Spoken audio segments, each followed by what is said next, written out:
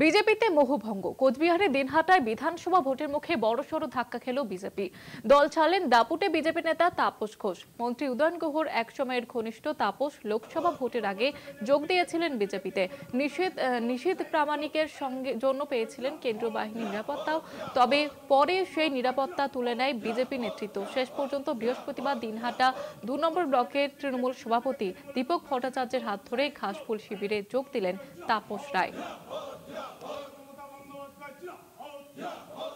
মমতা বন্দ্যোপাধ্যায় যে সমস্ত উন্নয়ন করেছে সেই উন্নয়নের ভাগিদার প্রত্যেকটা গ্রামগঞ্জের মানুষ, সাধারণ মানুষ হয়েছে।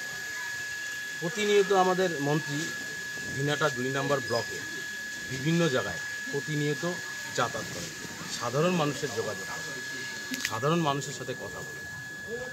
আমি বিজেপি ২ বছর করেছি, কিন্তু কোনো নেতাকে দেখিনি যে দিনহাটা ২ নম্বর ব্লকে কোনো নেতা, বিজেপি কোনো এমএলএ সাধারণ মানুষের সাথে যোগাযোগ করছে।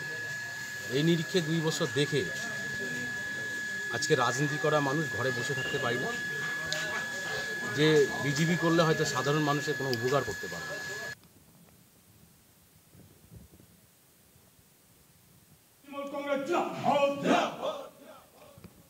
কেন্দ্রীয় বাহিনী নিরাপত্তা উঠতেই অসন্তোষ এবং আবারও ফিরলেন তৃণমূলে। ঘাসফুল শিবিরে যোগ দিলেন তাপস দাস।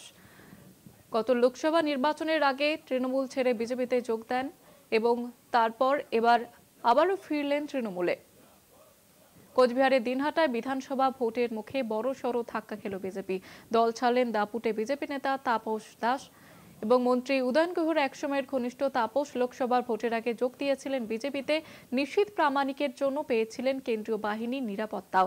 তবে পরে সেই নিরাপত্তা তুলে নেয় বিজেপি নেতৃত্ব।